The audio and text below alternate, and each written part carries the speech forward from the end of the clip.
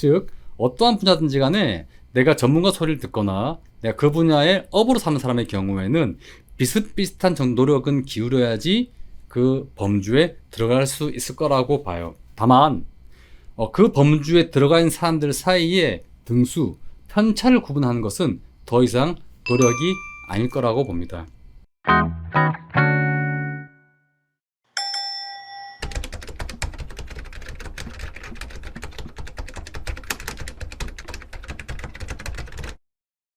여러분들 혹시 10여 년 전쯤에 인터넷에서 축구선수 박지성 선수의 발이라는 사진이 돌아다니는 걸 본 적 있으세요?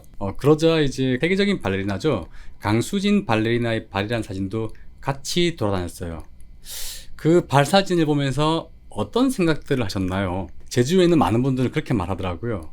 야, 저 발이 저렇게 될 때까지 열심히 노력했으니까 저렇게 세계적인 선수가 되는구나.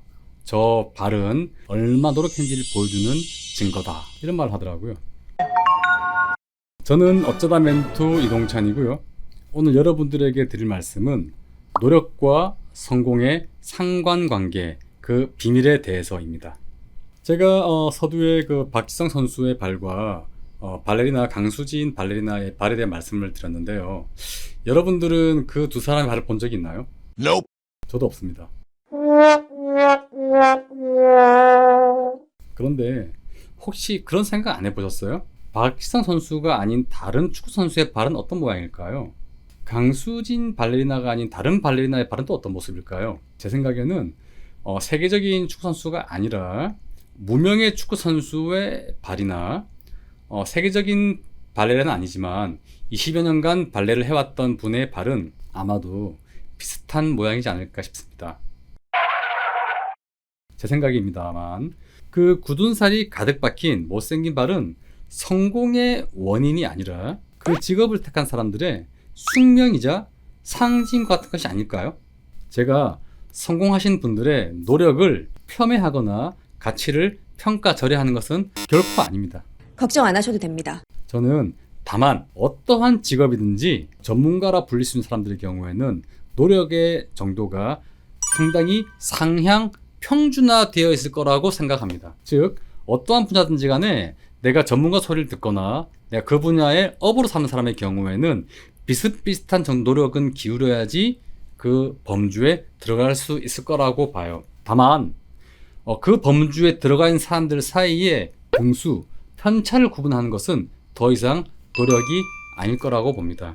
제 생각입니다만 운동선수를 예를 들어 볼게요. 운동선수가 프로가 되기 위해서는 반드시 일정 부분 상당한 트레이닝을 해야 됩니다. 노력을 해야 되죠. 하지만 운동선수들이 또 하나 조심하는 것은 뭐냐 그러면 절대 오버 트레이닝을 하지 않는 겁니다.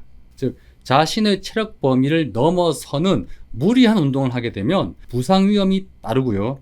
오히려 체력이 저하되거나 고갈되어서 다음 퍼포먼스에서 지장을 미치기 때문에 절대로 오버 트레이닝을 하지 않습니다. 제가 드릴 수 있는 말씀은 뭐냐 그러면 인간의 노력이라고 하는 부분은 어떤 분야든지 직업적인 부분 또는 전문화된 부분에 있어 가지고는 상당히 상향 평준화된다는 겁니다. 따라서 그 범위까지 들어가기에는 기본적인 노력은 필요하지만 그 범위에 들어간 이후에는 노력이 나와 다른 사람의 차별을 만들지 못한다는 거예요. 자, 그럼에도 불구하고 오늘날 많은 이제 부모님들은 열심히 노력하는 사람에게 더 많은 점수를 쳐주고 그리고 공부를 하라는 의미에서 성공의 상징으로 초인적인 인내력과 노력을 가진 사람을 보여주곤 하는데요. 저는 여기 함정이 있다고 생각을 해요. 실제 운동선수 중에서 굉장히 소수의 사람이 있는데 노력하는 DNA가 있대요.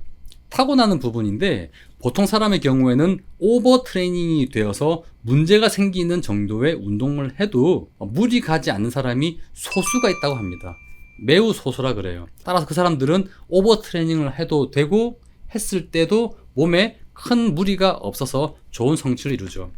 따라서 우리는 많은 선수들이 그 정도 운동을 해야지만 성공한다라는 착각을 하기 쉽습니다. 하지만 그 같은 경우에는 아직도 연구 중이지만 굉장히 특이한 케이스고 일반적인 부분은 아니라고 해요. 따라서 일반적으로 그 직업을 가진 사람들의 평균적인 노력 범위 내에서 효율적인 시간 배분, 효율적인 훈련 프로그램, 그리고 역량, 기타 코치진과의 협력을 통해서 좋은 퍼포먼스를 내는 것이 더 중요합니다.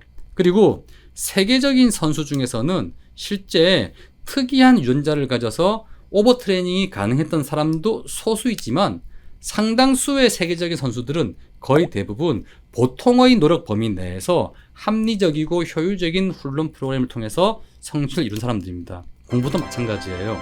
우리가 굉장히 특이하게 과도한 학습이나 과도한 에너지를 써도 버틸 수 있는 사람이 있지만 그런 사람들이 성공할 수도 있습니다. 하지만 그런 사람들만이 성공하는 것은 아니고요. 그게 롤 모델이 되어서는 안 됩니다. 그럼에도 불구하고 우리가 계속해서 노력에 대해서 필요 이상의 가치를 부여한 이유는 두 가지 때문이라고 봐요. 첫째, 필요 최소한의 노력이 존재합니다. 즉 어떠한 직업인지 간에 프로가 되기 위해서, 전문가가 되기 위해서, 혹은 시험에 응시하기 위해서는 최소한의 노력 수준이 있는데 그 수준도 노력하지 않는 사람에게는 우리가 노력하라고 말할 수밖에 없는 거죠.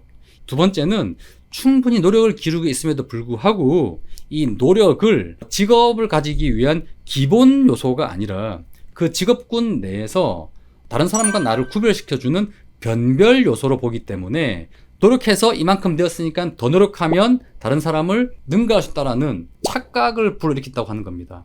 따라서 내가 일정한 노력을 이루었을 경우에는 그 다음 나와 남을 차별화시켜주는 것은 노력의 정도가 아니라 그 노력의 범위 내에서 다른 효율적인 전략과 시간 관리, 그리고 본인 합리적인 스케줄 관리 등과 같은 다른 요소가 개입되어야 됩니다. 그래서 저는 여기서 말씀드리고 싶은 게, 우리는 시험 공부를 하는 사람들이니까 시험과 관련돼 가지고 노력은 어떠한 효과를 미치냐 그러면요, 노력이라는 하는 부분은 이 시험에 응시하고자 하는 사람, 즉 시험의 길로 들어선 사람들에게서 가지고는 필요 최소한의 수준의 노력이 있습니다.